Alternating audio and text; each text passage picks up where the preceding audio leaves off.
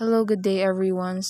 I will be the first one to report to you our topic, which is the roots of behaviorism. Behaviorism, according to MacLeod 2022, is a systematic approach of learning which states that all behaviors are developed by interaction with the environment with a process called conditioning. Thus, behavior is simply a reaction to external or environmental stimuli. In simple terms, in behaviorism, environment shapes human behavior. Behaviorism surmises or assumes that human and animal behavior can only be explained by conditioning. The two core principles or processes of learning according to behaviorism are classical conditioning and apparent conditioning. We will discuss that further later in this topic. Psychological behaviorism's historical roots consist of behaviorists excuse me, who believe that psychology should focus on measurable and observable physical behaviors and how changes in the external environment can manipulate these behavior. There is no room in behaviorist theory for thoughts or emotions in contrast to other theories of psychology such as theory of consciousness by Freud. Para sa mga behaviorists, naniniwala sila na it is almost impossible to observe mental processes directly. Mas nagpo-focus sila sa mga bagay na observable, which is yung ating behavior. The four main psychologists who led to behaviorism's sorry for that, to behaviorism's development were Ivan Pavlov, John Watson, Edward Thorndike, and B.F. Skinner. But I will only explain the first two personalities, Ivan Pavlov and John Watson, and the rest will be discussed to you by Mr. Farrell. First and foremost, let us know who is Ivan Pavlov. He was a Russian physiologist and is known for his work on one important type of learning, which is the classical conditioning. He discovered such learning accidentally while doing research on the digestive patterns in dogs. According to him, as we learn, we alter the way we perceive our environment, the way we interpret the incoming stimuli, and therefore the way we interact or behave. Classical conditioning is a learning process governed by associations between an environmental stimulus and another stimulus which occurs naturally. He was conducting experiments on the salivary glands of dogs when he made discoveries that would revolutionize psychological theory. Not surprisingly, his dogs would salivate when Pavlov or an assistant put food in their mouths. However, Pavlov noticed that after a while, the dogs would salivate when he or his assistant just simply walked into the room. I-explain ko yan siya sa inyo no, in deeper context. But first, alamin muna natin or i-understand muna natin what are these. The unconditioned stimulus, the unconditioned response, the neutral stimulus, the conditioned stimulus, and the conditioned response. I-relate na lang natin tong lima no, sa experiment ni Pavlov. First thing that Pavlov did was he presented or he gave the meat to a dog, and of course, just like any other dogs, pag gutom sila, lalo na pag gutom sila, salivate talaga yan sila pag makakita ng pagkain.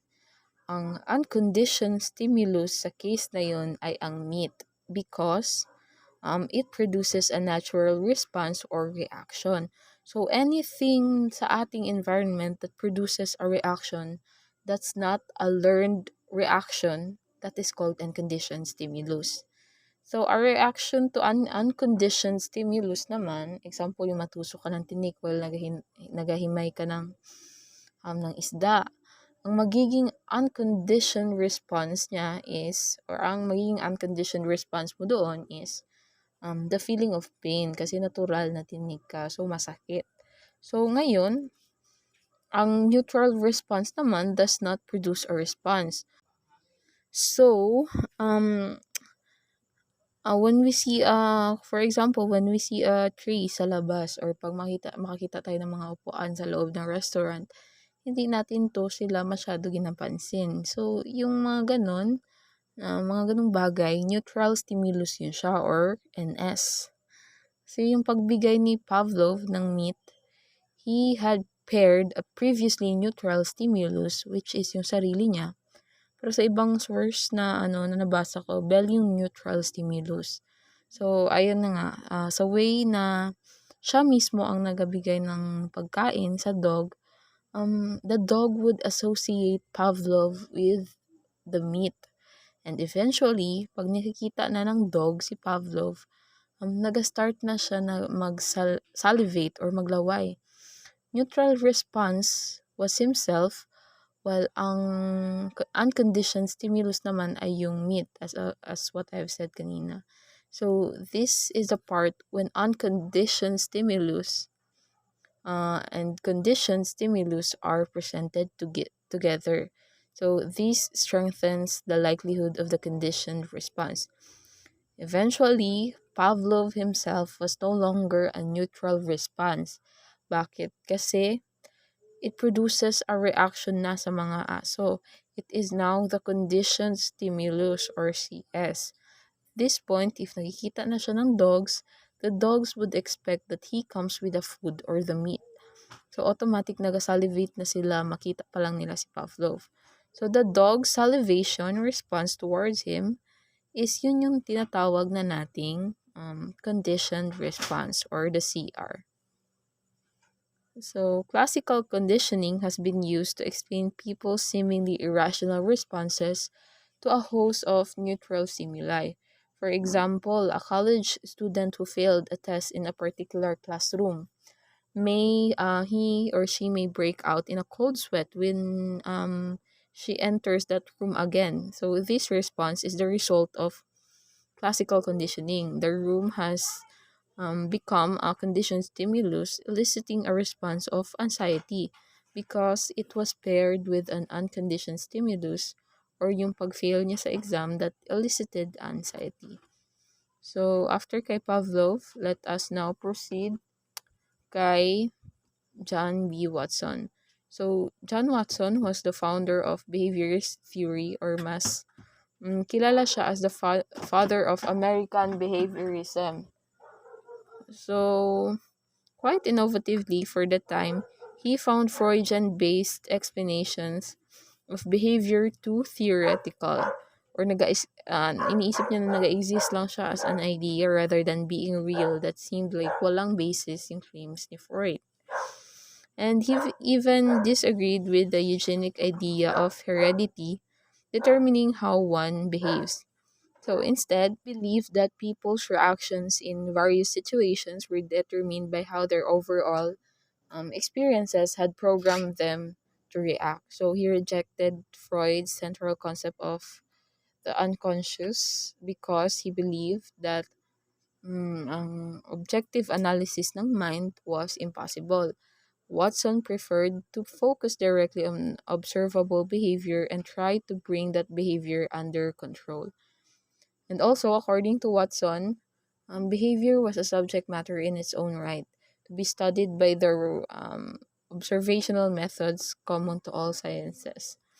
So, in his experiments he performed in the early 1990s, he proved that he could condition or train children to respond to a certain stimulus in a way that was different from their normal response in the absence of such training.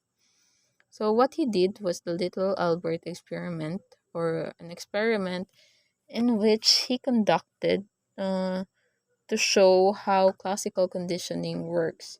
So he said that the human ability to associate a specific stimulus or response with an unrelated stimulus or behavior works. So pinangalanan niya yung baby na Albert or Little Albert para sa kanyang experiment. Also, in this experiment, a previously unafraid baby was conditioned to become afraid of a rat. So, paano nangyari yon? that was by the use of classical conditioning din kagaya kay Pavlov. So this was done by producing loud clanging noises every time na nilalapit sa kanya yung rat or sa baby. Actually, sa napanood kong video, hindi lang nga yun ano eh, rat lang. So, anyways, ayun nga, no, yung malakas na sound na pinipair siya whenever the rat was brought into Albert's line of sight. Pero yung malakas na sound na yun, ano lang, may pinupukpok lang sila na something sa likod banda ng bata para ma-produce yung sound. So, umiiyak yung bata pag ginagawa nila yon. So, in a few weeks, the rat alone would cause tears and an attempted flight response para sa baby. Kasi nga, natatakot siya because Watson repeatedly stimulated Albert to feel fear when the rat was present. The infant's experiences taught it to be afraid around rats and react accordingly.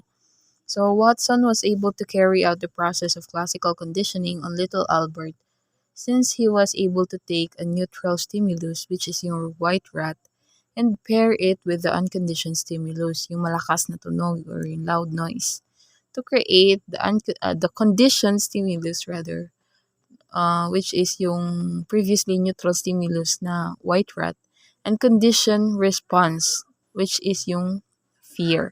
So according to Speaks 2022, Albert was taught to dread most white and fuzzy objects during the trial, including coats and Santa Claus beards, in addition to rats. So that's all for my report. Thank you for listening and have a great day.